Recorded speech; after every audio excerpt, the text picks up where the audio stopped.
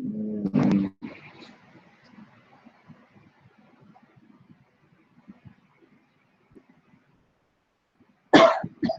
Okay, let's go ahead and pray. All right, let's stand. Let's towards our land. And that's right. Father, we just glorify you. We honor you. And we thank you for being able to gather together and assemble together on your day, the day that you sanctified, that you set apart, that you have given to us for rest, a day that we keep you in remembrance and keep family in remembrance and keep your covenants in remembrance as we face the land as an everlasting covenant that you gave us, that our heart can be connected and our faith can be united on the day that you will return us back and give us all the blessings that you said, that you promised to our forefathers that's waiting on us as we return. We thank you for our divine connection. We ask that every time our heart come together, that is knitted more together in love, Father God. Make us people of shalom, Father. Make us people of love, that we may show others the love that you're supposed to display in returning your gathered people to this covenant. We pray even that from this gathering that we have your spirit, the spirit of wisdom, revelation, and the knowledge of you, that the eyes of our understanding be enlightened, that we may begin to know and walk in the hope of our calling and understand the richness of our inheritance that's locked inside of us. So we glorify you and we call it an honor to be able to bear your name, to be able to walk and display you among the nations, Father God, that we may draw all nations unto you by the way that we live, by our lifestyle. Put that light in us, put that glow in us, put that glory in us. Because you said when gross darkness is upon the face of on the earth and upon the people, it's our time to arise and shine, for our light has come. Let us realize that we are to ever ignite that light, ignite that fire, and walk in your grace, that we will return your sons and your daughters back to you. We glorify you and ask to speak a special blessing over everybody that came, a special empowerment over everybody that came today. We glorify you and we honor you through the authority that you have given your son, Yahushua, hallelujah, and amen. Hallelujah. All right. I'm just going to get ready to call Mother up and go through our health portion. You can come.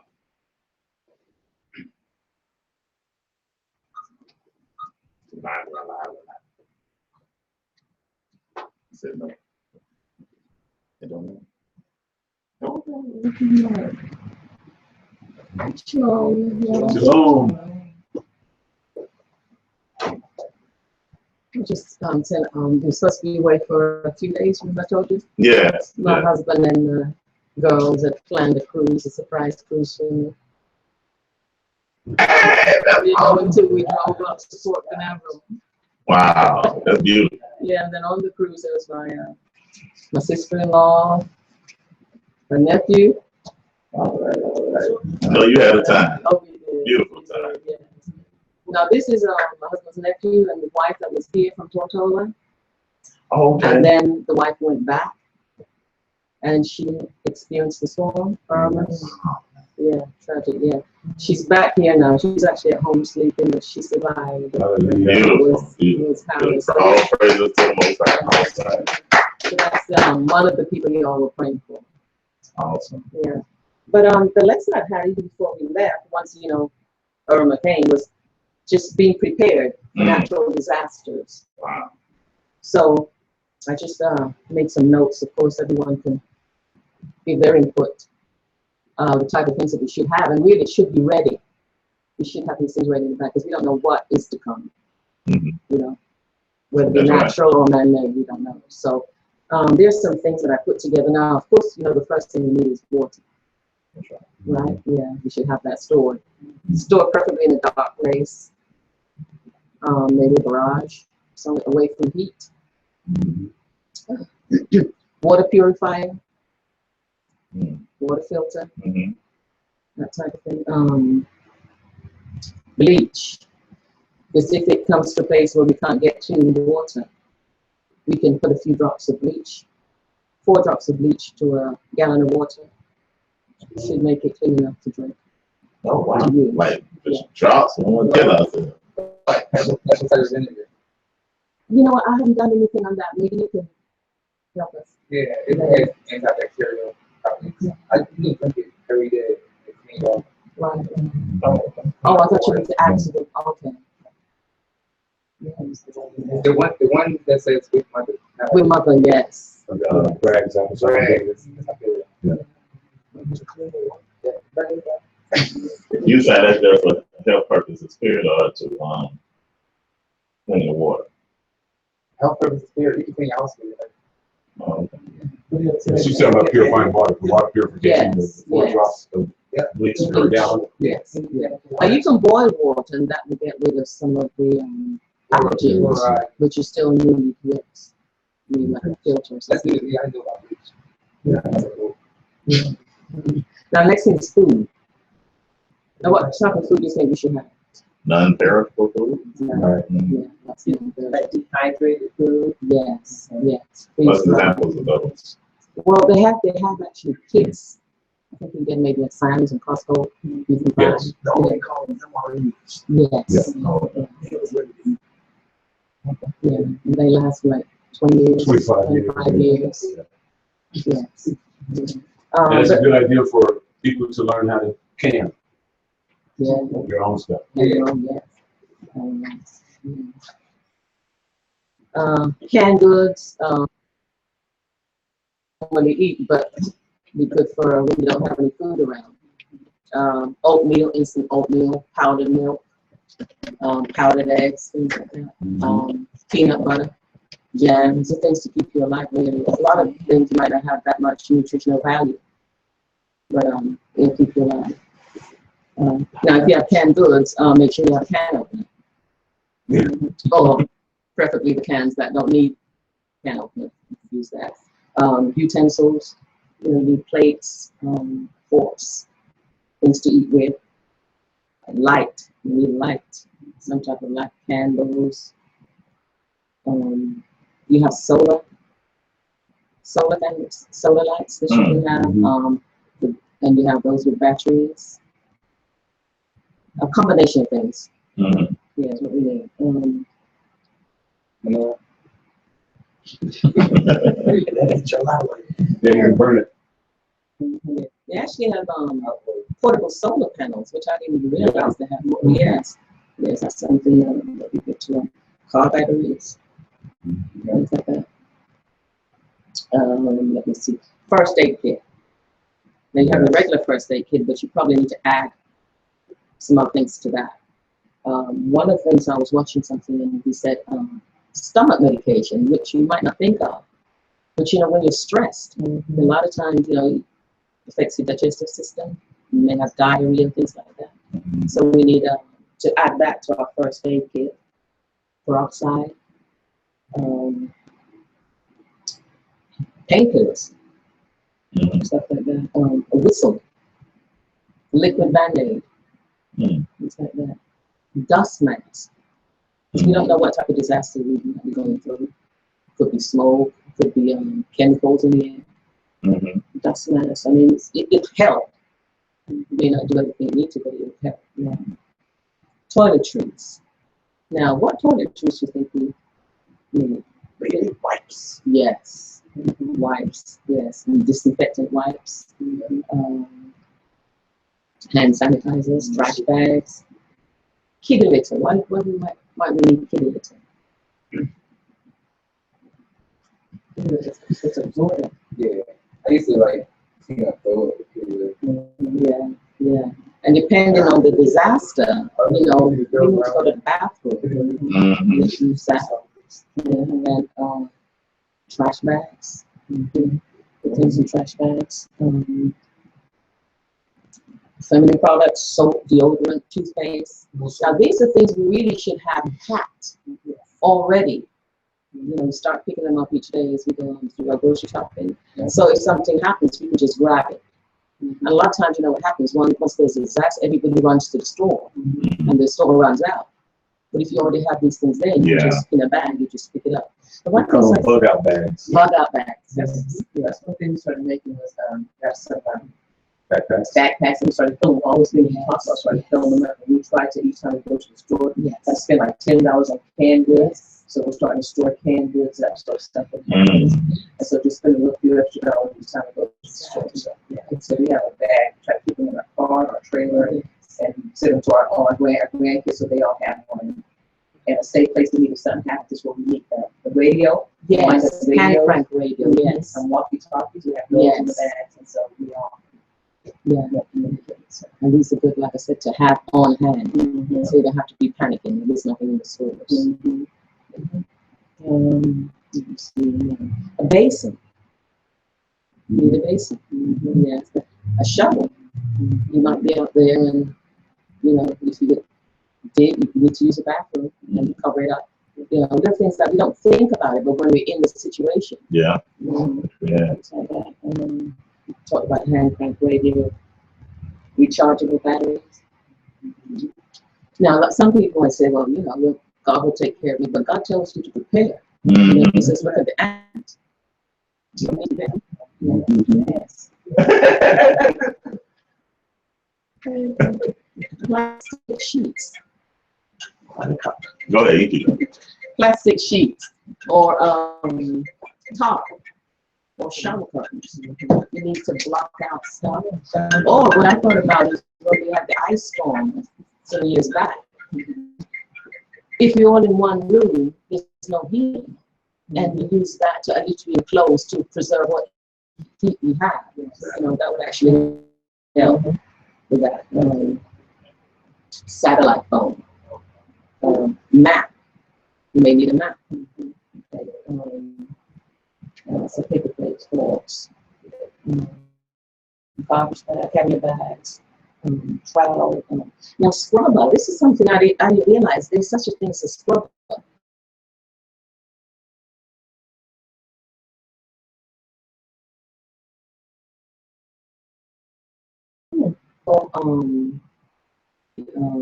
When Irma was going on. And this gentleman said it, two coolers, get 2 coolers. You can fill it with your ration, right? Tape it up with duct tape, right? You got like a board in between, tape it up together. You're in water, you can hold on to that for days. Stay afloat for days. Yeah. Plus you have your ration inside. Mental canteen, which is good to have. Because you're outdoors, you can light a fire and put that on the fire. Another thing is lint, lint from your dryer. Yeah, I already said that. Yes, that's a good Great thing for fire. Yeah, also steel wool. If you have steel wool in a battery, you just go like that and then start a fire. Yeah. Face masks, we did that. Now, a lot of the things you can get from the camping department. Yeah. So, anybody else have anything else to share? One thing that we have, and I think we kind of use it for Shabbat too, so it's kind of like cheating. So we have like a solar oven that you can't cook it, so we can prepare our food and stick it in the solar oven, stick it outside on the deck, and then it cooks the food for us. Our rooms are for hot water without us having to cook it, turn on it. I never heard of that. Where did you buy that? Amazon.com. There's an Amazon, yes. So, Yeah, that's good. What's really good? You know the sea moss? Yeah. That's good too. You don't really have to actually eat that has like 19 minutes. Yes. And That's on Amazon too. For Dr. C. yeah. Dr. C. Yeah. Yes. But you make sure you get the sea moss, not the Irish moss. Right. See? Yes, the sea moss. Yeah. Right. You should bring that back from the West Indies and get it right there. Very, very nutritious. Anything to add? A generator. Generator. Yes. See, that's what we suffering from right now in the island. Generator. Supposed to get started. February we're supposed to get generator. Yeah, small generators. Yes, small. As well as big ones. So Correct. all ones you Correct.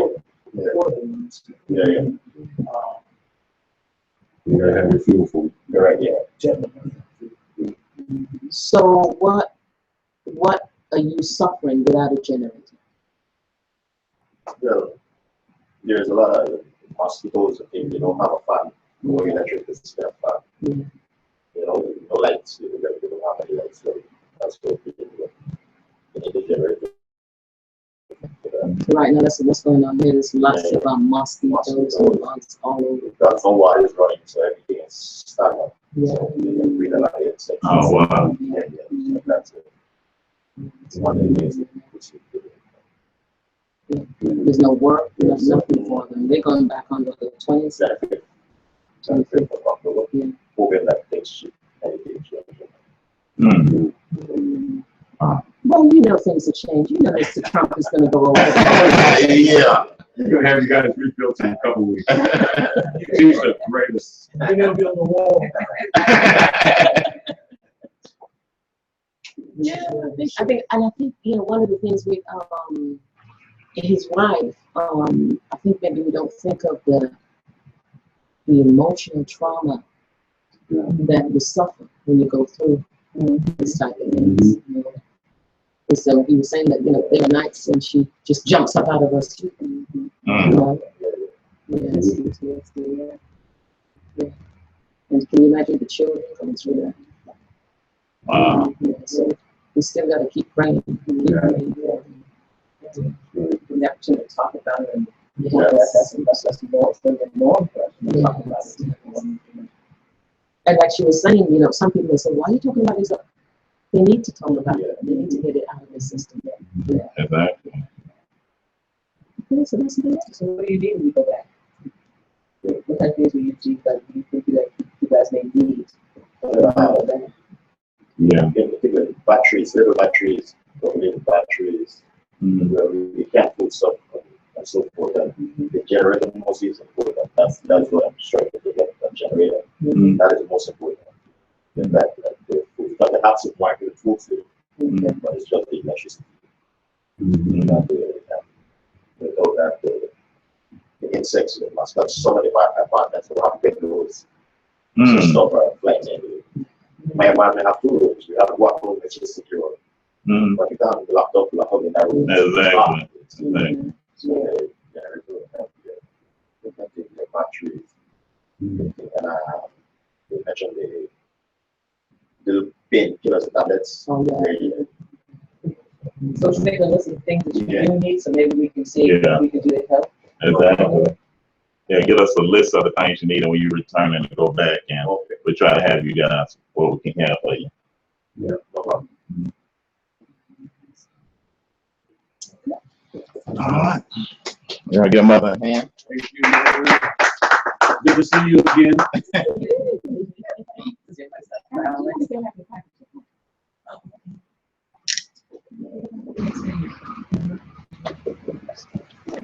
All right, let me turn this back the right way. Back on the screen. Pointing to the screen versus pointing to you. Because I'm going to show the PowerPoint. PowerPoint. So it's most important for them to get the words and stuff on the PowerPoint. We'll go from there. Make sure I get that going. And see. Hopefully it's showing right on there. Fancy snacks. Well, we're trying to work it out. Trying to work it out and make sure it's seen by that camera. Okay.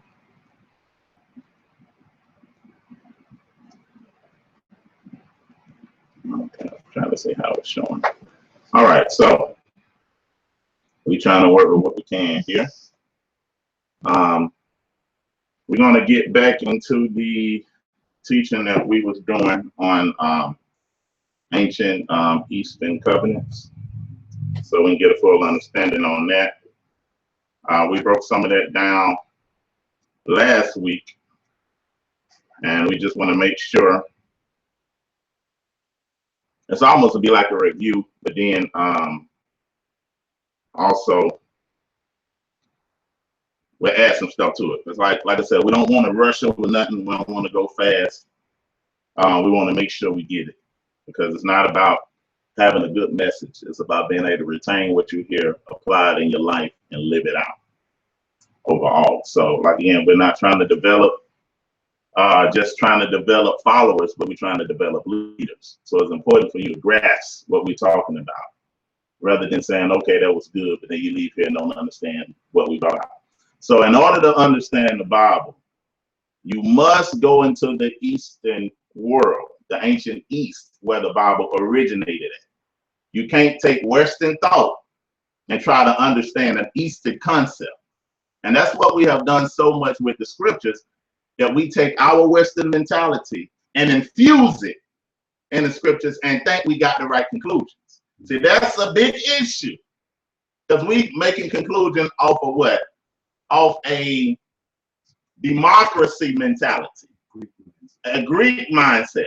And in democracy, it's whoever, whatever you choose, that you want to do, that you want to follow. And that this is why some people take the scriptures and say, okay, I'm gonna do that and I'm gonna do that, but that right there ain't gonna do it. Because you're coming from a mentality of choosing like we choose the president.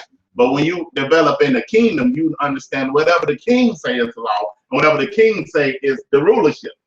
So we're governed by what? The will, the mind, and impacted by the understanding of the king. So this is why it's important to go into the Eastern culture. Because when the Messiah came to earth, he didn't deal with them based off of heaven. He dealt with them based off their culture. So he gave them parables and words based off what they was doing on a daily basis.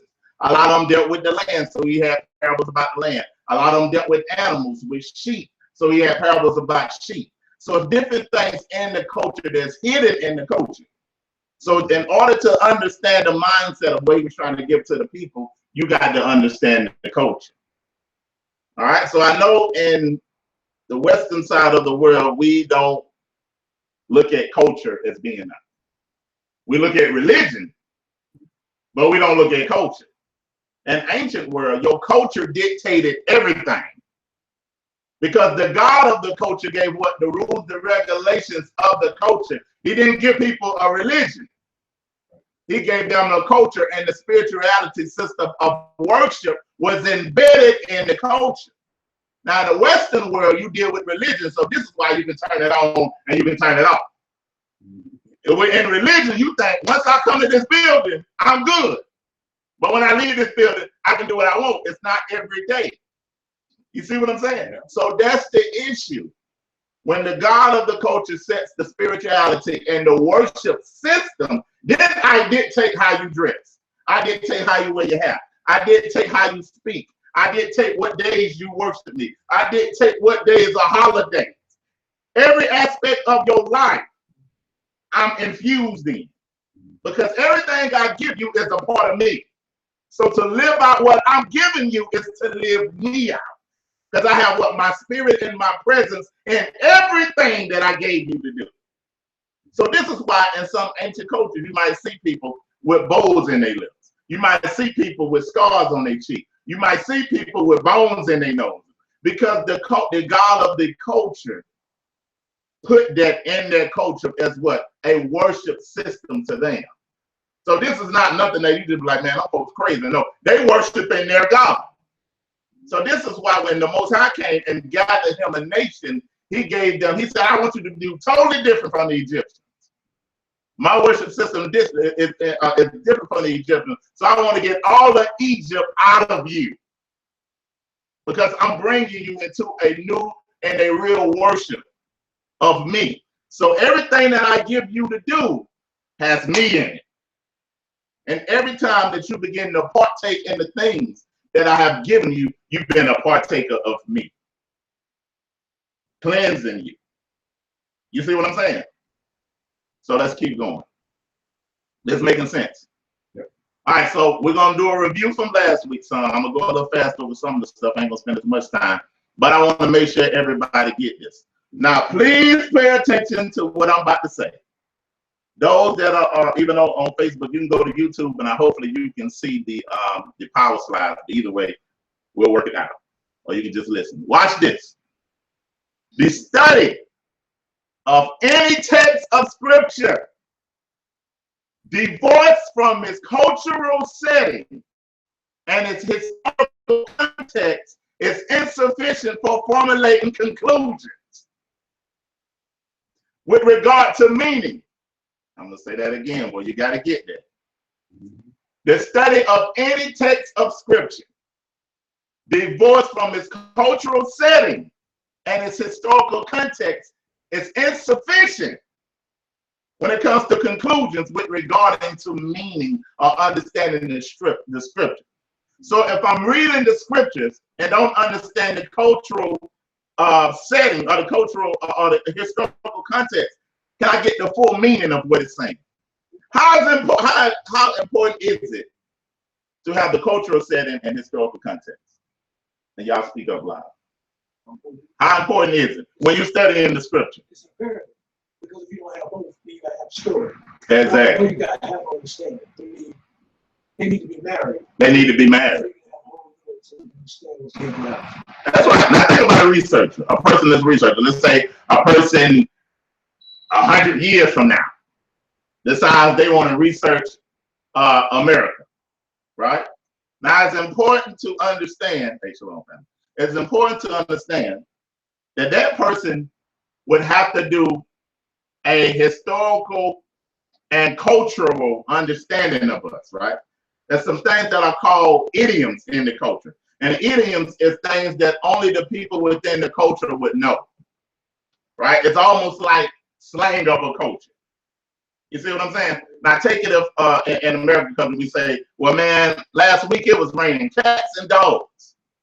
Everybody here know what that means, right? Now take you got somebody over there in China studying us 100 years later, and they look at the text message on Facebook that says they studying us. They look at the text message and say, man, they said it was raining cats and dogs. They look at a dog and they look at a cat. And in some Asian cultures, they kill the dog and put the dog in your little Chinese stores to eat and stuff like that, right? But say, oh man, so was it really raining cats and dogs? That was like, that's a miracle.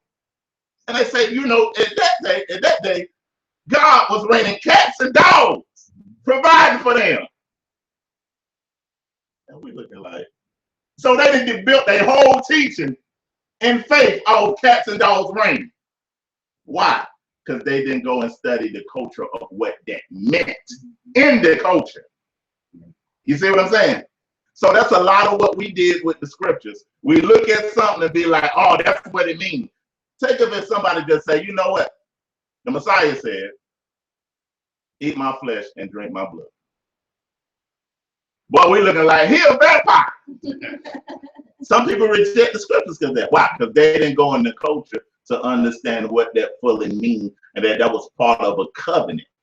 And doing covenant rituals and steps of a covenant, that's something that was done in symbolism. You see what I'm saying? So this is why it's important to go back and look at all these things, because what? You can have the wrong conclusions, and everything that is going on in the world now is going on because of a covenant that's been broken. Everything.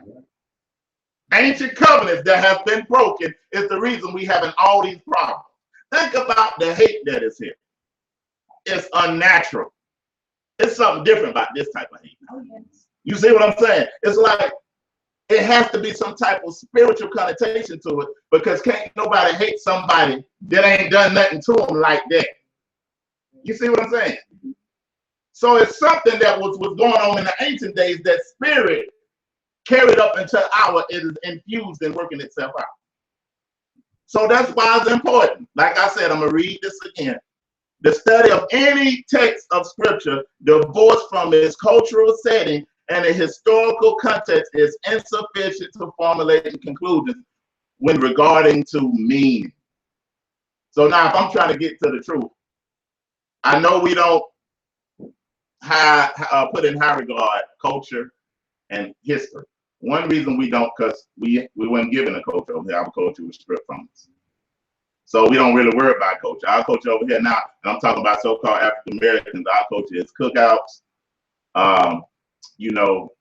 ball games, cha-cha slide, clubbing, get together, popping collar, pull a little lookout for the homies. You know what I'm saying? We don't have a real culture. And this is why when we look at African cultures and stuff that they do, we'd be amazed at festivals and stuff that they have, because of how they was able to keep their culture intact. And that's one thing that we deprived of, that's causing us to fail. Because think about it. If I had a culture, couldn't nobody sell me a purse for $300? Yes, they could if I made it. If you made it, right? All right, but watch what I'm saying. If you made that purse, you made that purse today. Ain't a whole lot of us gonna buy unless we understand the full purpose of what this purse is doing. But couldn't know what's one of them the high price people out there in purse. Louis Vuitton. Women with the purse. Michael Kors. All right, and all this purse got on there is MK. But you spent $300 on it. Easy. Now, negating, you ain't worried about self-sufficiency at all. You ain't worried about getting land. You ain't worried about developing your own crop, developing all these things. You're going to spend $300 on a purse where the person that designed it don't even like you. Because it's a status. It's a status symbol. Why? Because you have what? No culture. Same thing with shoes. We'll pay $200 and some for some shoes. Because why? With no problem. Because why? We have no culture. So if you don't have no culture, those on the outside can put a price at any price. And because you have what? No self-worth. So a purse makes me have status. Shoes make me have status. So I put my self-worth and my identity on a purse or on some shoes to make me feel like I'm somebody who amongst the people. All right, but say if we had a culture that put value on family, put value on raising your children, put value on developing your young men as men, developing your women as women, put value on things that it's supposed to have value on, then you invest your time and your money or your resources in the thing that is important to that culture. So now, the clothes, do you see any people that have a culture intact spending $300 or $400 on stuff that's not relevant to them? They can be out there and what? And they can make their own shirts and make their own pants, dresses, whatever they want to do. Make their own clothing. And what? They put value on it because they have a spiritual significance in the clothing. Why? Because the God of that culture puts spiritual significance on everything that you wear. So now what I wear have a purpose in it. Because what? It's connected me to the creator or the God of that culture. But if I don't have that, whatever, oh Lord have mercy. If I don't have that, whatever the status quo, whatever the status quo sees fit, I will pay that. You see what I'm saying? So this is why culture is important. So let's keep going. Even with names, naming your babies. If you are in a culture, and the culture of the scriptures put very importance on it. We'll name our babies Mercedes, Lexus, Aquafina. You know what I'm saying? The Sonic has no purpose behind it now. And whatever you call in a person, you're calling them into their purpose. That's why names is very important in the scriptures. All right, anybody want to add to that before we move on? Present names, radio, gender. All those type of things. So now let's keep looking at it. So we understood that we said the study of any scripture divorced from its cultural setting and the historical context is insufficient for formulating conclusions with regard to meaning. All right, so let's keep going. Covenant enactment was precise. Now we understand. Let me ask you guys some questions real quick. I like to ask this at the beginning of every class. What is in covenants? What are some of the things that make up a covenant? I didn't hear you.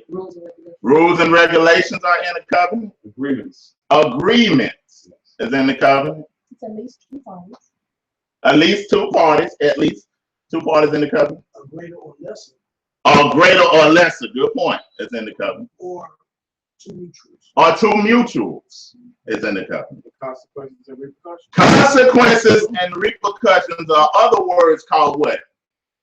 Blessings and what? Curses in a covenant. All right?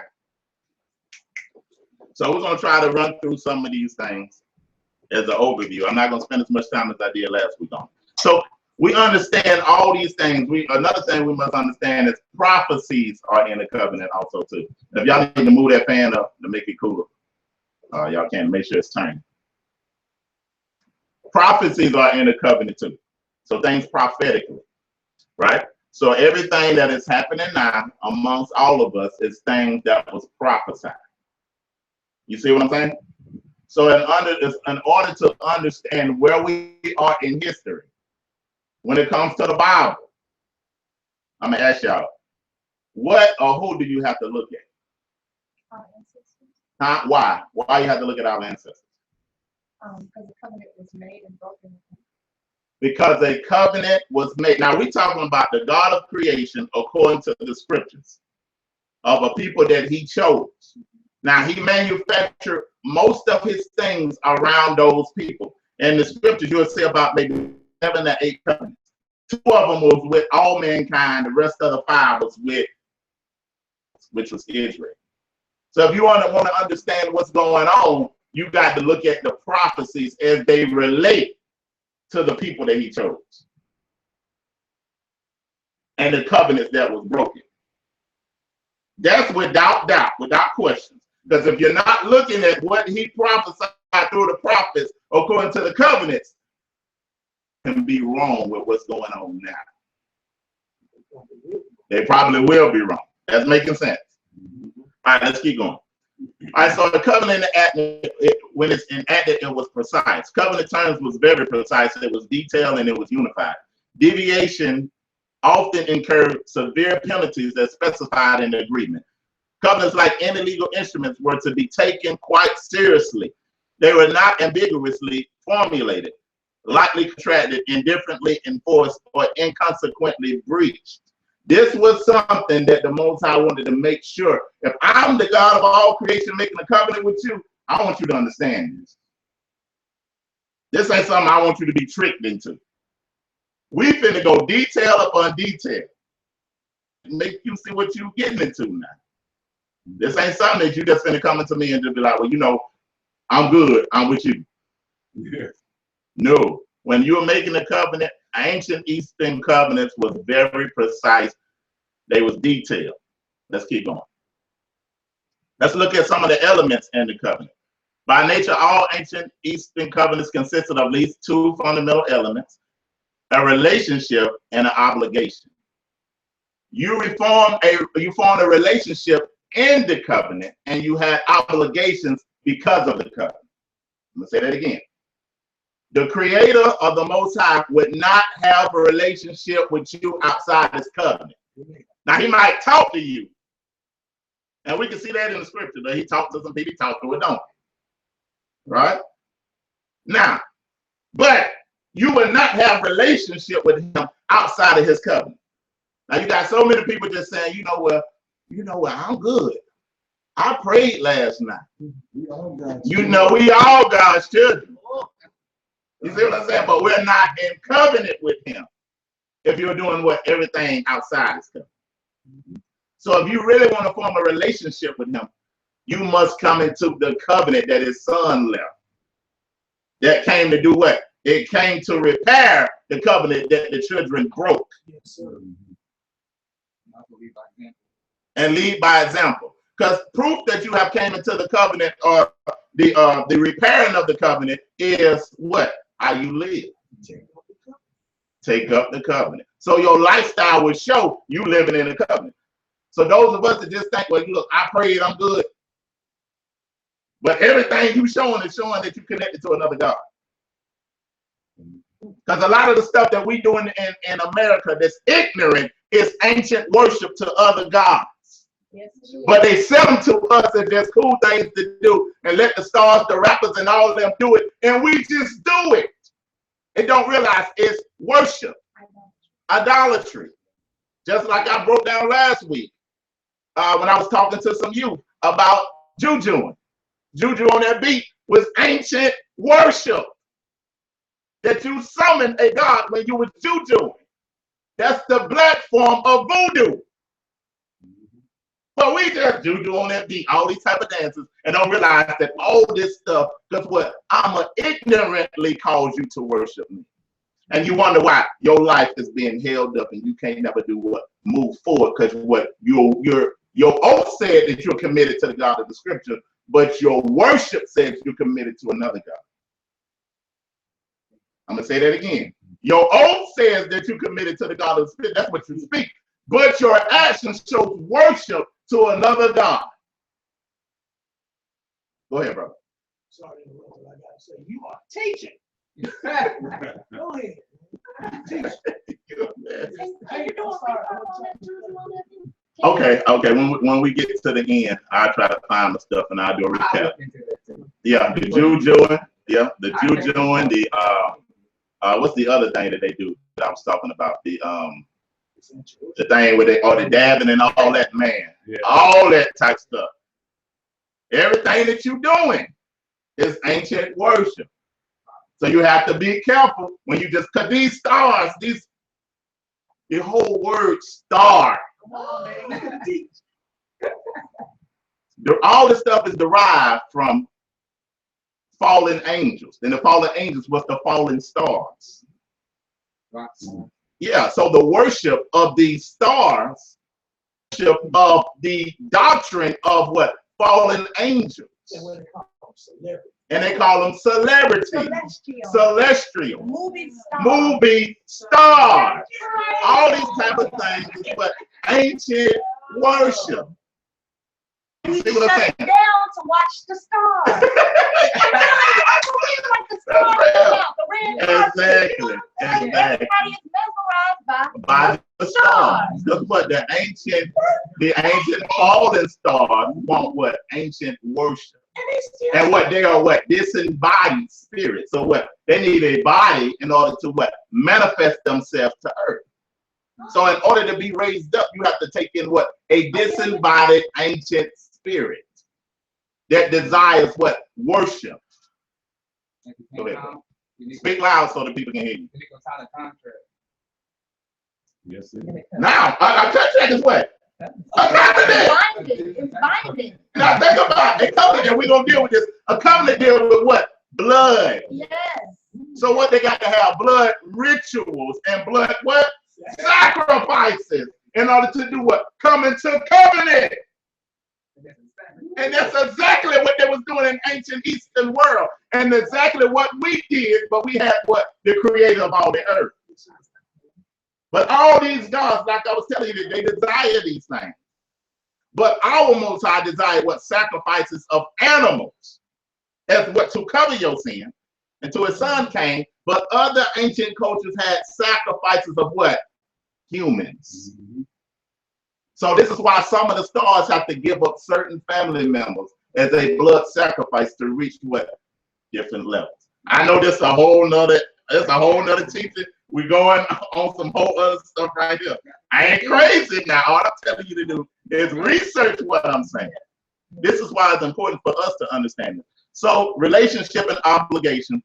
The relationship is formed in the covenant, and the obligations is because of the covenant. I'm going to go past that. No covenant exists apart from naming the parties. And this is why before the Most High, when he dealt with us, when he dealt with some of the patriarchs, he did what? He changed their name. Because the changing of the name shows what you were entering into another realm in your life in this covenant. All right? And this is another reason that our names was changed. Does that have a little bit to do with the fact that once we found out, came into this truth, we decided to change our names again? Exactly. Because you're going back from one dimension into another dimension. Because what? When I change your name, then I change your nature. And your identity. Yeah. Or messing with your identity. Everything. When your name is changed, and this is why it was important for slave masters to change their name, because they wanted to have what? A different nature, a nature of what? A beast that can be what? Controlled. You see what I'm saying? Psalms 83. Psalms 83. Psalms 49 and 2. You see what I'm saying? So we're going to keep going. All right. So now we look at relationships. So now let's look at some of the things in a relationship between these parties. And this is the same reason when you get married, the names is changed. So we're gonna keep rolling. First covenants was created a formal abundant affiliation between the designated parties. The parties or parties enacted the covenant and created the relationship was specifically by name. Frequently, the physical descendants of the covenant of the parties were included by explicit designation and direct affiliation. So when a covenant was made in ancient Eastern culture, it just went with the individuals, but it's with your descendants. So even if you die and we got a covenant, I have to keep up with your descendants. And this is why when you see David and Jonathan, when they made a covenant, and Jonathan's son, that David went to go get his son and bring him into the king's palace. Because why? I made a covenant with your father. And this is the only reason that we got to write a passage. Because what? The Most High made a covenant with who? David. And he said, ain't because of you, Solomon, because I would just tear all this up because you done messed all of it up. But for your father's sake, I'm going to keep a king. Because I ain't just make a covenant with the people. I made a covenant with everybody in you. So when I speak to earth, when I speak to the earth, I ain't just speaking to one person. I'm speaking to the inhabitants of that descendancy. That makes sense. All right. So only the stated contracting parties partook directly in the covenant responsibilities and benefits to be named in a legal instrument as enacting parties to the instrument was incurred legally of responsibilities, the advantages, and penalties. So the people that came into the covenant, they was legally responsible. So when the Most High makes a covenant with you, watch this, that makes him responsible for you. This covenant shows that I'm cutting and making a covenant, which is I'm cutting something and I'm binding something to me. The statement that Israel has been done away with, when people can say that, they don't understand covenants. Because when you're made a covenant in the ancient East, that means I'm binded to you. I'm responsible for you. I might get rid of some of the ones that are in that generation. Boom, get rid of them because what? They fail, but the covenant go on through the descendancy, right? So the Most High made the covenant with us, knowing we was going to break it. But he bind this up to us anyway. Because what? The love I have for these people, they're going to draw what? All nations to me because I love the whole nations through them, though. So when I made a covenant with them, that made myself responsible for that. So even though they broke it, I can't leave these people like this. Because what? I'm responsible for these people. My name is on them. For my name's sake, not for just what they're doing, but what? Because of this covenant, I am responsible for them. They tied to me, and I'm going to do this for my name's sake. It's not even about us. It ain't about us. So you can't get happy within yourself. It's about him. So, let's keep reading. Watch this part now. In ancient Eastern countries, I'm trying to skim through this. Peoples other than the enacting parties to the covenant might find a reference in accord, but their auxiliary reference did not make them direct participants. The covenant was not cut with them. But watch this. Any responsibility, boon or ban that is like befall them that is designated in the accord did so as a result of their interaction or their affiliation with the legal parties of the covenant. That sounds like fine print. That sounds like fine print. What did that mean? That's saying that any other nation that came into contact with these people that had this covenant with me, things befall them, blessings or cursings based off their affiliation with the people of this covenant. So if they came into contact or came pay tribute or came into these people, even if they didn't know about the covenant, if they came into contact in a sense what? And it came into relationship with these people, then the consequences of it is going to fall on them. This is why I know that everybody that came off those transatlantic slave trips, not trips, ships, was in some way connected to the covenant. Yes. This is why I call them all Israel, because they was connected to the covenant and experienced the consequences that Israel experienced for breaking it. So everything that happened in slavery happened because what? The breaking of the covenant of those that was affiliated with us. So I ain't got to go to everybody DNA that just came off that ship. All I got to look at, because what? It says we got a more sure word of prophecy that we do what? We do well to take heed as light shine into darkness until what? The day star rises in our heart. What is that saying? Ain't none sure than prophecy. So prophecies dictates and details who the people of this covenant is. Because it said what? According to Deuteronomy 28, 45, and 46, that they'll pursue you, overtake you, and these shall be upon you for evidence, for a sign, and upon your seed forever. So, and to identify the people of this covenant is to identify the people that was in disobedience and broke it. And you look at the consequences and say, these people, right? Because what? He would not chastise, he would be unrighteous to chastise the people that never came into covenant with. Now, because the earth is falling and the world is falling, people are going to have consequences. They're going to have bad things happen. But the detailed curses of disobedience is only upon one people and other people that are affiliated with these people. Right?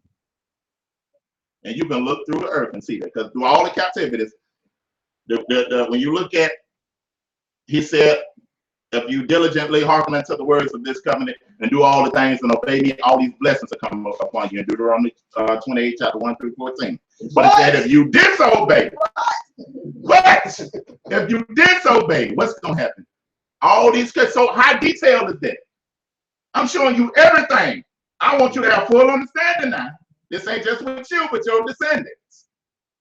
So what is he showing us? He said, but if you disobey, all these things is going to happen to you, right? From other nations coming in, nations that you do not know, going to plug you off the land, do all these type of stuff. You read all that and you'll see it, right? It started, where did it start? Where did it start? Where can we go to see the first starting of other nations coming in and taking Israel into captivity? Syrians? Oh, no. Whoa. The book of Joshua. No, not Joshua. Well, it might be in Joshua. The book of Judges. You got to say Judges, because if you start with the Assyrian captivity, you have people that say it was all these curses were fulfilled in Assyria and all was fulfilled in Babylon. But when you go to Judges, go to Judges chapter 2 and read it, Judges chapter 4 and read it, Judges chapter 6 and read it, Judges chapter 8, it keeps saying, and Israel displeased the Lord, broke the covenant, and he sent the nation to come get them for 20 years. He sent them back when they cried and pleaded. They did good in the land, but then they messed up idolatry again. He sent another nation. So the nations was what? His whooping stick. So you start in Judges. Then you go to the Assyrian captivity, then the Babylonian captivity, and then the Persian captivity, then the Greek captivity, then Christ's time, then the Roman captivity.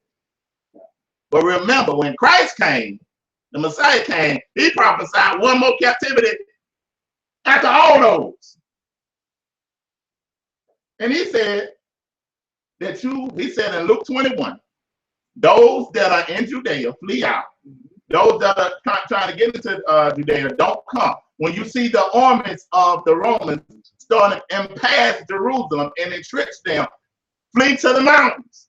Where did they always flee when they was in trouble? Egypt or Africa. And he said, these are the days of vengeance. When, wait a minute, how these are the days of vengeance when all the other things was the days of vengeance too? But he said, these are the days of vengeance, that everything that was written must be fulfilled. Where can we find the stuff that was written that must be fulfilled of the breaking of the covenant? Deuteronomy 28. So he said what? He said, you shall be led into captivity in all nations.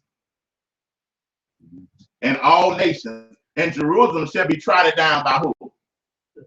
The Gentiles. So he said, you're going to fall by the edge of the sword, which is you're going to be getting killed and lose that war. And then you're going to be led into captivity into all nations. And then who's going to come into Jerusalem after that? The Gentiles. Until the time of the Gentiles be what? Fulfilled. So who are in the land now? Gentiles. But what period of time is it? From 70 AD all the way up until the day that you've seen millions of people getting shipped into every kingdom.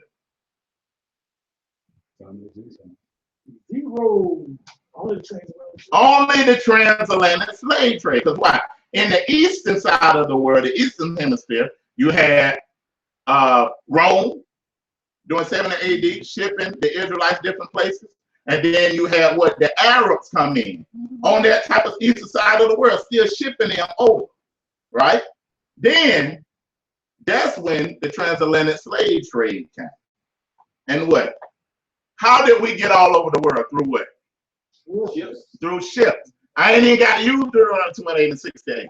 I can use be removed into all the kingdoms of the world. You know, we ain't had no airplanes then. Ain't no horse gonna take you all over the world. So what took you all over the world? Ships. That was prophesied. And they knew that book. And they knew the book. And they knew who they was getting. They knew who they were getting because they had a hand in fulfilling the prophecy as well. They knew the book. They knew they would be empowered to do this. Yes. And it's in their records. And that's why in their mind, this is the whole manifest destiny. Exactly. Like, you're supposed to do this. You're supposed to be our servant. Exactly. This is why every kingdom that ever made it big had what? Israelites in it. Assyrian, Babylonian, Persian, Greek, Roman, little Romans, the Arabs. Then you got what? America or the European nations. So that, look at every European nation, see who that? Us. Exactly. But they all was giants at one point. Like America is on this decline now, but who was in America to make America great? Who built it? Who built America? The children of the transatlantic slave trade that was prophesied in the scriptures. That's been prophesied throughout. This is why Jeremiah the prophet said, is Israel a homeborn slave? Is he always spoiled? Because why? He's always in captivity. But his promises coming to them. And this is why rulership is coming to them. Because as the prophet spoke a captivity, they also spoke of a promise of return and being blessed beyond, or being empowered beyond measure in your kingdom and in your rulership that's coming. So you think I'm gonna sit around here and go through all this and miss the kingdom, what was promised to me, based off some temporary satisfactions? No, thank you. No, we'd have been through too much not to make this. All right. I did too much talking already. Our indirect participation demanded first that the parties be specifically identified in the covenant as incidental participants, and second, that the covenant be enforced. A covenant must be formally ratified, which is put into place or started before either of the contracted or non-contracted parties can experience its benefits. So this is why you had that even in Deuteronomy 29, you will see that it began to name the people that are direct specifics and those that are indirect specifics. This is why it said Israel, then the stranger, or the hill or the wood, or the person that go get the water. You'll read it all the way because they had to be identified. You see what I'm saying? All right, commencement. Covenant as a legal instrument were officially ratified or occur at a precise point in time. The terms might be discussed, negotiated, spoken, reiterated, or recorded prior to legal ratification, but the terms, obligations, and benefits and penalties were only theoretical until the moment of official enactment. Covenants after their initial ratification might also regularly be rehearsed or renewed, which much of the attended verbiage and ceremony of the original ratification. So now we're going to get into what if a covenant was broke? Could they start a new covenant? Now we're going into the ancient cultures now, where they started all this. When the covenant is broke, did they start a new covenant? Let's see what it says. Renewal might occur when terms of the covenant had been broken and violating parties found need for restoration. A renewal might occur on a regular schedule. Later generations who were by birth became parties to the covenant as originally enacted by their progenitors also might seek a renewal. When renewed, some of the terms might be adapted by mutual agreement between the covenant parties in order to adjust the stipulations to changing circumstances.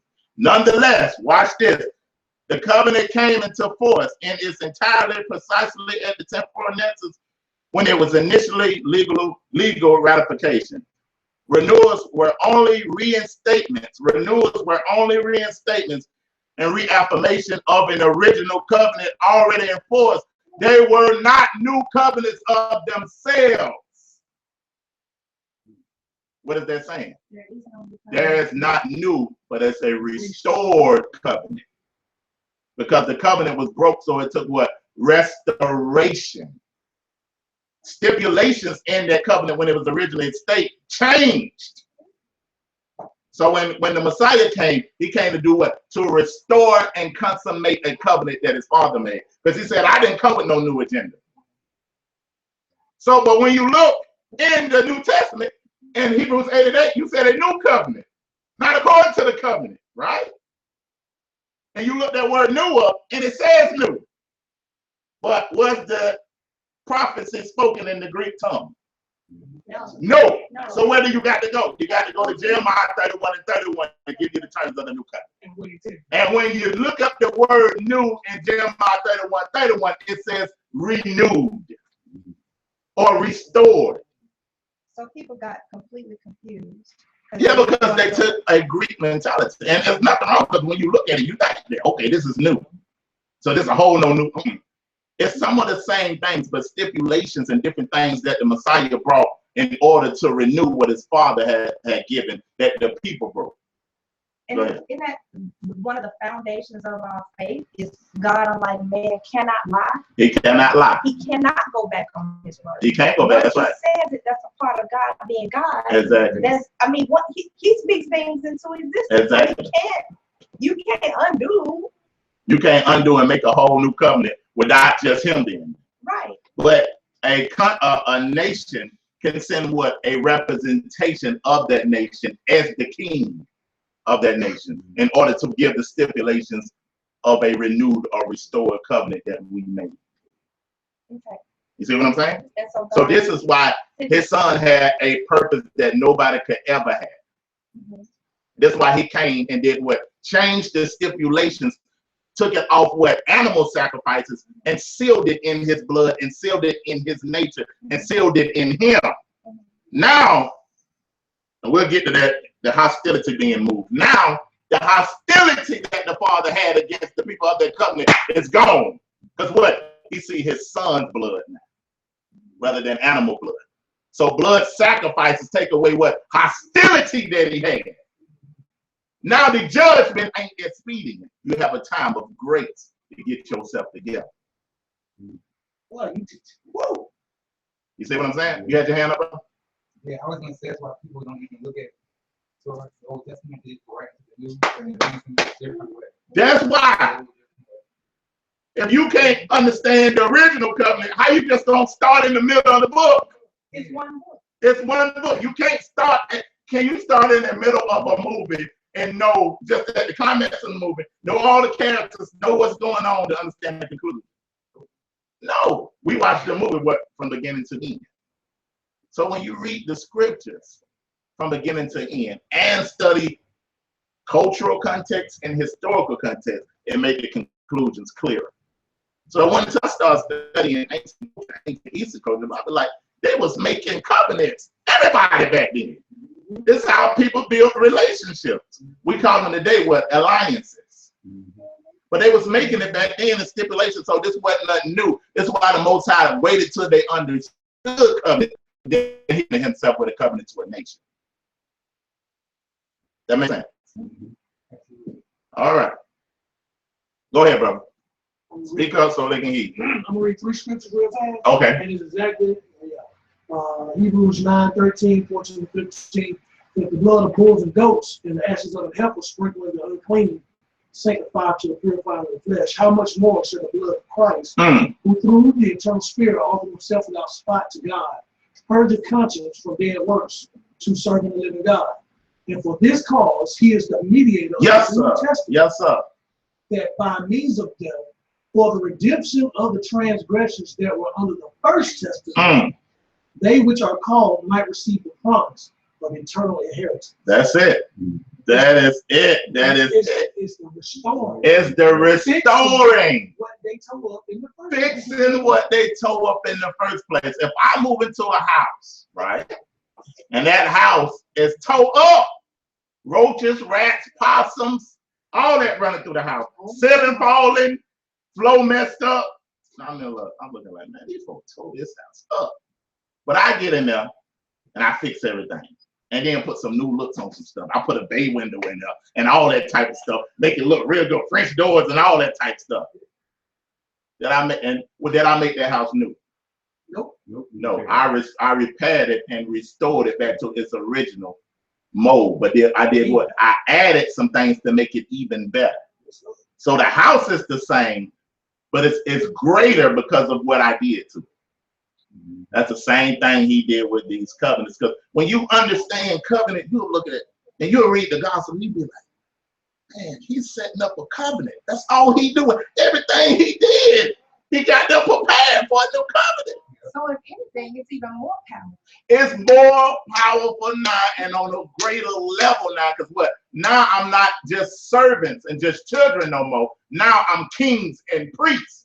Because what now? Now the whole priesthood has changed. Levitical priesthood gone, but now the priesthood that was there before that had been passed down from Shem, the Melchizedek priesthood is here now. That makes us all kings and priests that operate on a level of a king and a level of a priest. You see what I'm saying? So now this is a whole nother level. So that's the main thing that the Most High was trying to get them, bring them from children to what? Sonship. But Israel wanted to stay a child. But when the Messiah came, he came and picked 12 to develop them into a level of sonship that will make them operate as kings and priests. This is why he said you would sit with me and judge what? The 12 tribes of Israel, because you're a king and priest. And 144,000 coming as kings and priests. All right.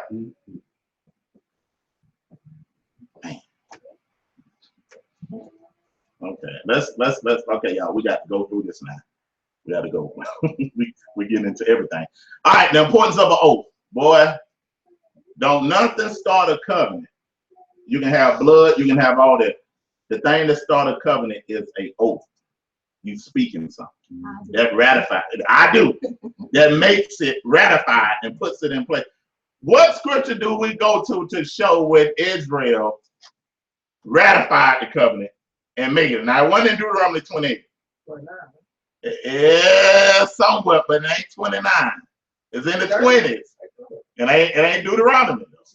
It's in Exodus. That's how Moses came down. There you go. Sprinkle the people on the blood and sprinkle the altar. And they said, all these things we will what? We will do. They put it into action then. They knew they were lying. So what now? The covenant is ratified, it's put into place.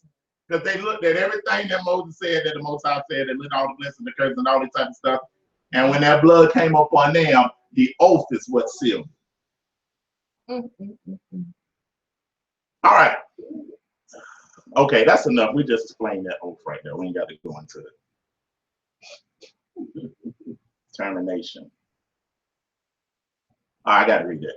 Our ancient Northeast covenant, especially suzerainty treaties and royal grants, we'll get into that, were generally construed and specially designated to be perpetual and eternal. Technically, covenants were not dissolved or terminated by non-compliance. I'm going to say that again. Covenants was not dissolved or terminated by non-compliance when these type of treaties. The covenant continued to be enforced even when it was broken and its stipulations violated. So the covenant was still enforced. That which changed legally was the consequences of the covenant, not the continuance of the covenant. The covenant breaker could be cut off or excluded from enjoying the covenant benefits and blessings. We've seen that even in the wilderness, that he killed them. A lot of them die, but it was with their descendants also too.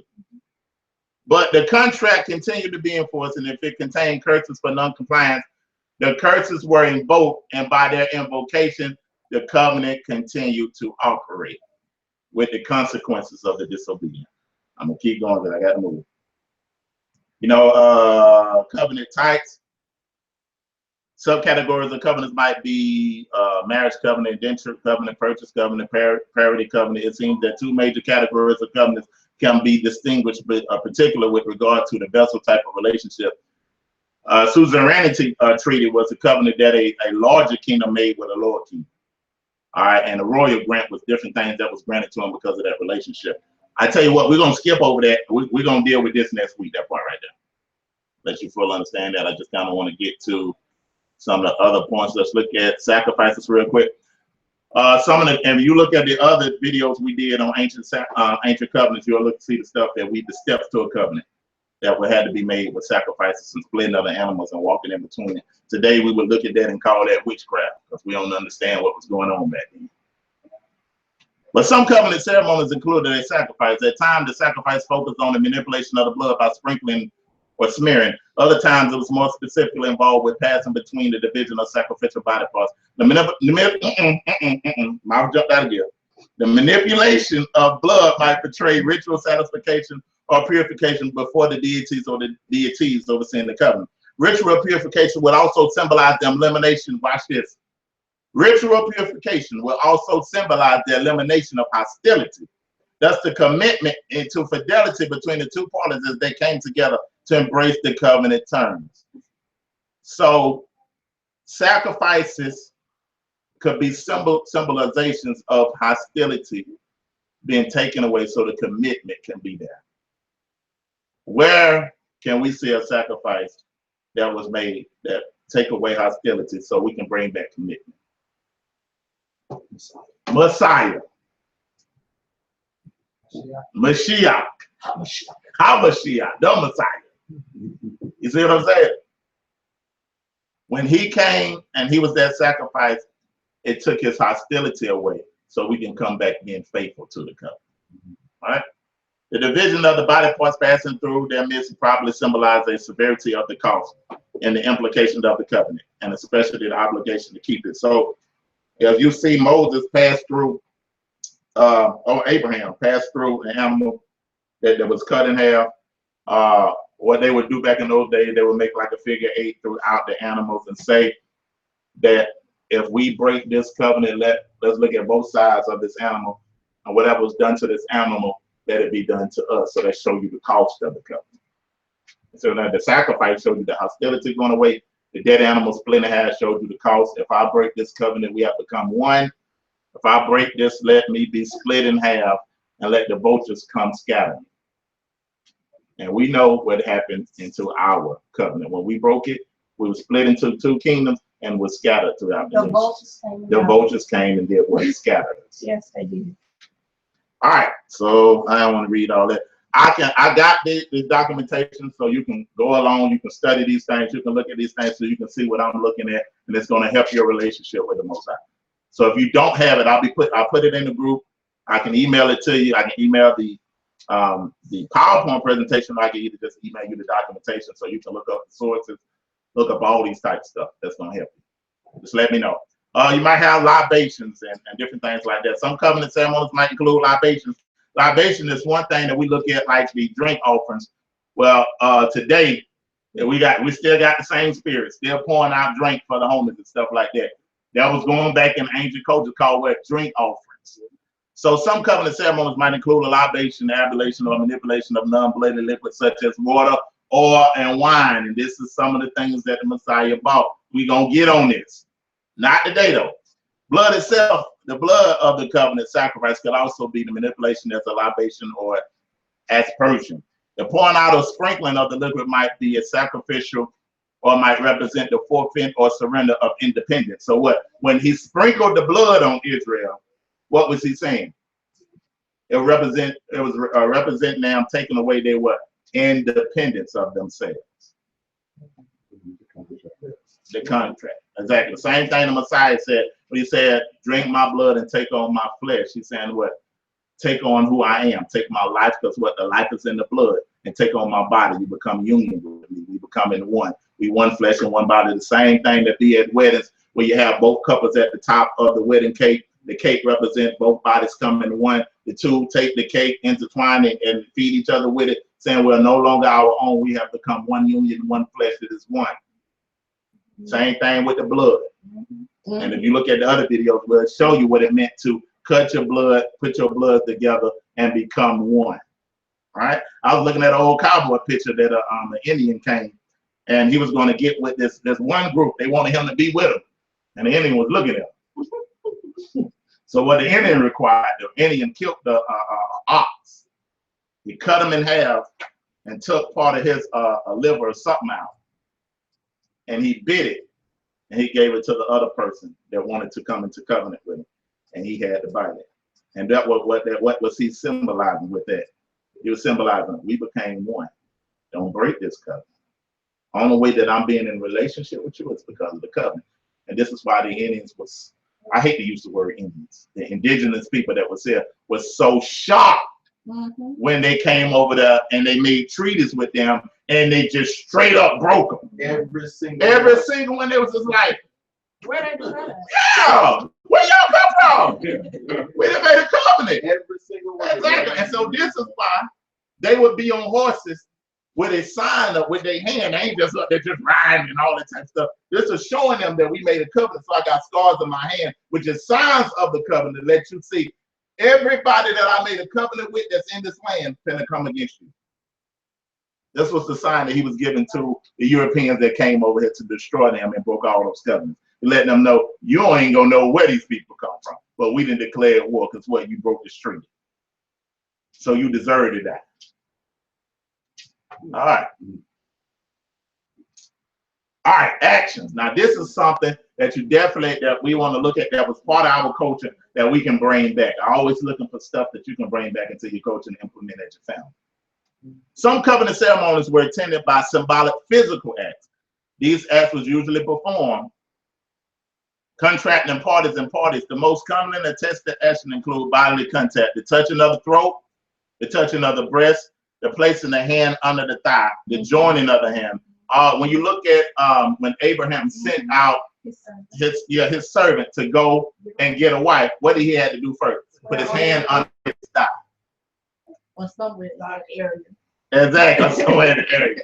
What did that symbolize? So I first looked, I was like, what did he say? What got going on? But that was symbolism of a testimony. And a testimony comes from, not testimony, but testify. But testified, he derived from testicle. So what was the covenant was that he said that just as the stars in heaven, that's your seed gonna be, and just as the sand of the sea, that your seed gonna be. Where's seed coming from? It's testicles. So he said, put your hand under my thigh.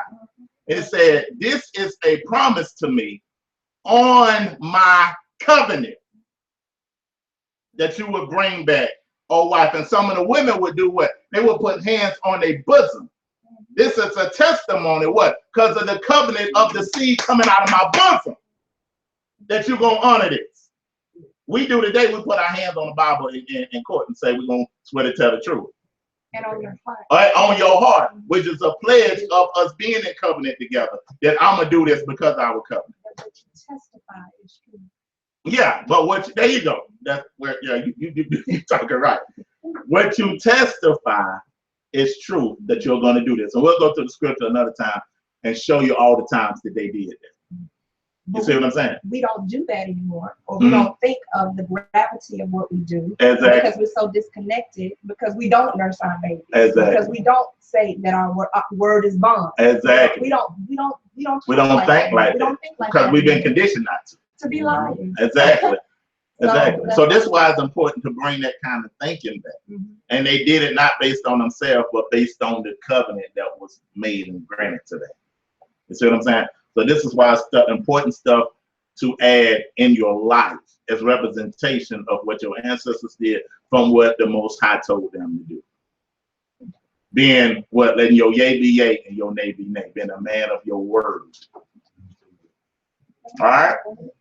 There was some, and covenants, there was meals. Some covenant ceremonies including a meal enacting parties of the covenant or designated representatives from among them partook of the food or the drink at a common table, etc. Meals commonly followed a covenant ratification. The meal most likely symbolized the bond, the unity, the fellowship that resulted from the relationship newly contracted. Where can we see a meal going on? because of a covenant. Mm-hmm. But we don't think of it as that way, but we're supposed to commune Exactly. as a body, Exactly. even with our families. Even with our Our family. kitchen table is like almost like an altar. Exactly. Exactly. Showing that what we are in covenant. That lets you see everything Messiah did, he was restoring that covenant. They weren't just sitting down eating for no reason. Right. She wasn't putting that oil on his feet and wiping it with her hair for no reason. We'll get into all that. Because you got to prepare the sacrifice with the most expensive. We'll get into all that in time. Tokens of the covenant. Some covenant ceremonies included. You had a question back? Oh, she better count. Oh, no.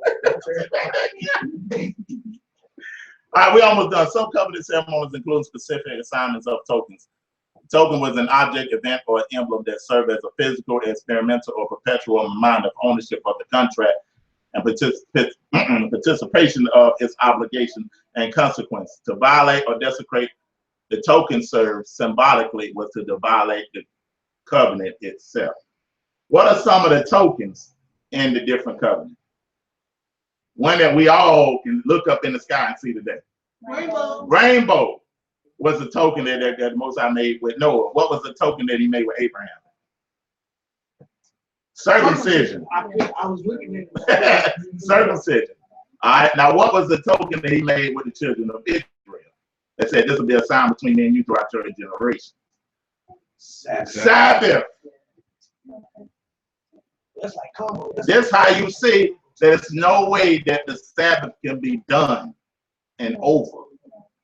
And you don't respect it no more because what? It came before Moses. It was in the beginning. That's why he said, remember the Sabbath day. But he said it was a token of what? My relationship in our covenant with Israel, which would be the Sabbath. You see what I'm saying? So that's one significant marker. That's one significant marker and token. Every covenant, he had a token with it. And if you look at the video I got on prophetic covenants, you'll be able to see it. We went through the tokens, but we're going to go through them again. All right, guarantees is basically, I'm going to paraphrase this. Guarantees is basically things that were spoken that said, I'm just going to do for you anyway in return. You look at Deuteronomy 30, what he said that he would do for Israel, that he's going to bring them back in line, multiply them, do all this type of stuff. Or different oath that he would swear by. Like he said, if you look at the sky, you look in the ocean, if you can't measure the sky, you can't get into the deepest part of the ocean, they might say stuff that's exaggerated. But he said, then will I cast away my people Israel. So we know the universe can't be measured, and we know they can't reach all the way down there to the bottom pit of the ocean to find out how deep it is, because he set that up that way. So as a constant reminder that my covenant is with Israel. So we are saying that in covenants, they might say something exaggerated like that to show you how serious they are about the covenant. All right. So in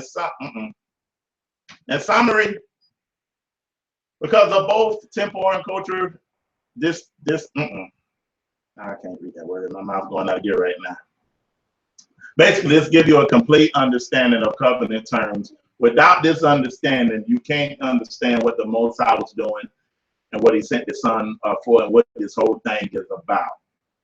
You must understand and have a working understanding of covenants, because it will give you that much of a greater intimacy with your relationship when you understand how serious this is. And then it will help you understand the mind of God. That's why the Bible said that the children of Israel knew the acts of the Most High, but Moses knew what? The ways, his mind, how he operates. All right, so that's it. Anybody got any questions, comments, or concerns? Or anything they want to add? Where did you get your sources? Different material. I look at some things on Scholarly. You can look at some things on Google Scholar. I just started typing in ancient Eastern covenants, because I had already was studying covenants. I said, and then I would just type in covenants and stuff like that. Then I seen this article that said ancient Eastern covenant. I said, well, let me check this out. And I started reading it. I said, oh my goodness. So then, you know me, when I see something, I go fluent all the way into it, get as much information as I can on it. You see what I'm saying? So I give y'all some of the stuff that I'm looking at, so you can look at it. Because this is a thing where ain't nobody smarter than another person. Like, man, he got all that wisdom. No. I'm studying. And I'm gonna let you, this ain't my own stuff. I ain't originating none of this. I get the information and I bring it to you guys. So you guys can have it also too.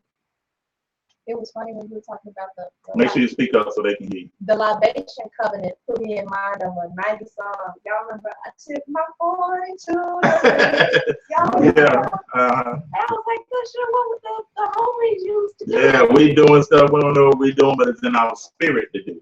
They testify who we are. That's amazing to me. Anybody else? Yeah, I got a question. Go ahead, bro. With, Make sure you speak up so they can hear you.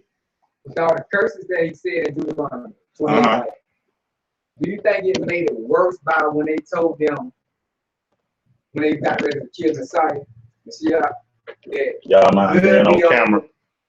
his blood be on our head and our children? Say it again now. So worse. Say it one more time. I'm sorry.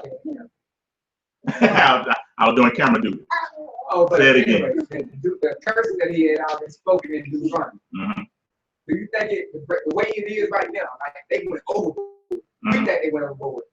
You think that has something to do with them saying blood be on us and our children?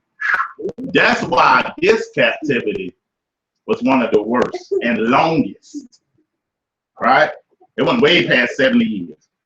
When the Most High sent his representative, and you listen to Messiah's parables, and it'll show you that some of the parables show that when the Most High sent his representative, which is his son, which is the essence of himself, in order to repair this covenant, and they rejected him and killed him and said, let his blood be on us and our children. When you go and study the innocent blood curse and killing the innocent, it's a curse that will come upon you and your children. This is the one reason why the curse came upon David's lineage, because what he killed the innocent man. That's why he said, this war will never leave your house. So it was a time in Jeremiah, I got to get that scripture. When they're going to kill Jeremiah, Jeremiah said, y'all going to kill an innocent man? Y'all understand what y'all doing? And they backed off because they knew it was a curse. They came upon that. That was word that dealt with blood.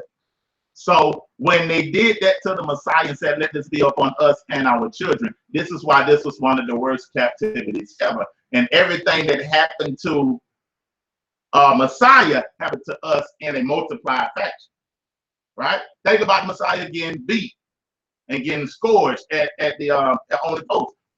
One of the main things that we got on a multiple level was what? Getting beat and getting scourged. The minimum was what? 40.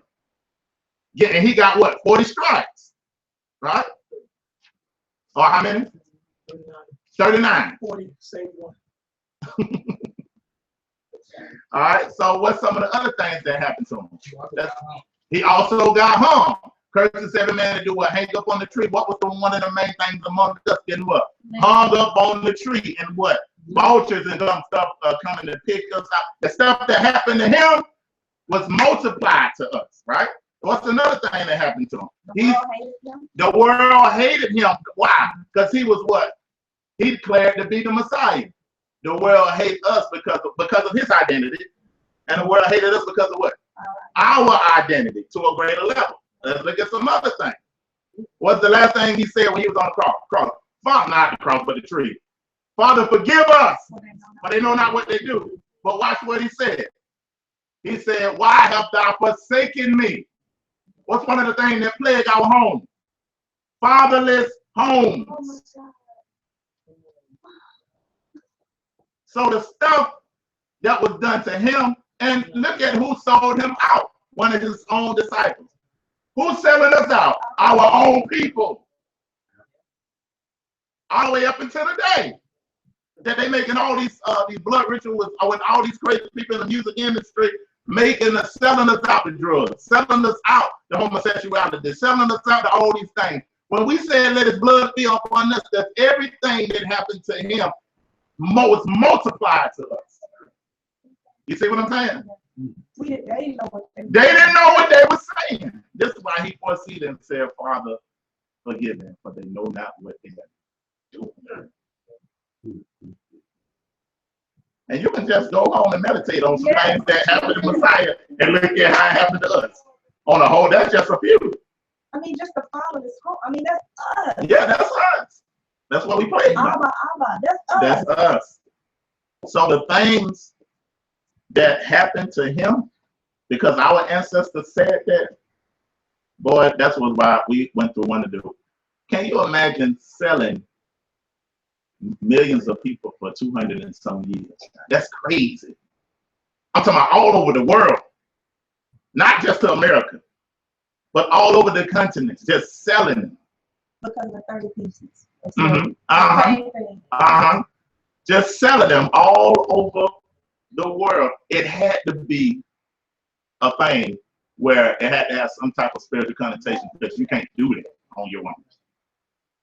And we So, still do it today. We still do it today. If we get rid of our children, we get rid of That's, somebody that's else. another thing of selling them. We get rid of them, and then we wonder, we scratch our head, and we wonder why they're so messed up. Well, you sold them for 30 pieces. You sold them for 30 pieces of silver. That's right. And then when they grow up, they're going to resent you anyway. Exactly. The same type of thing. So that's why it's important to understand these things. And he created a way back to get back in the right alignment and the right covenant. All praises to the Most High. All right. So anybody got any other questions, comments, or concerns? And then we're going to go ahead and One get it more out. Go ahead. How did they get our book? I just want to know. Well, how did they get all the stuff? It wasn't hard. So when you think about it, when they came in and raided the temple, Okay. that's where we kept all our secrets in. Right. The books, the gold, all you. Do you realize how much wealth King Solomon had? It was insane. Never to be There was recognized. never a kingdom on earth, because what we was in the blessing. Right, right. So it was never a kingdom on earth that had what he had. But because he failed, and because he went against the Most High, that put you in a position to let others come in and raid you and take you. So they took stuff during his time, and they took stuff when the temple was rebuilt, that they came in, and the Most High allowed it. Even when we was, because everywhere that we scattered to, we took our records with us. You see what I'm saying? So even in Africa, we had some records. And we built riches and we built kingdoms in that. All through there. But when we start serving those other gods, he might let 20 years go by. We think we good. Yeah. But what did the scriptures say? I'm going to pursue you and overtake you. He might let 50 years go by. We think we good. We are doing these other stuff. Then all of a sudden, boom, that covenant comes. The consequences. But the covenant And comes grab out. this. You see what I'm saying? So it's important to understand this, but that's how they was able to get all this type of stuff, lock this stuff up in the boat. I mean, they got so much information on us, most times just through the Spirit awakening us, so we getting some of the lost information that was lost before. So they pretty much, they probably do have our records, they're just keeping it from us, locked up in the Vatican or whatever. Yeah, some of the records, they keep them from us, and some of the stuff start coming out. Okay. You see what I'm saying? With our More research. More will come out. And more will come out to testify to the truth. You see what I'm saying? Names up in New York, where they had some information on this.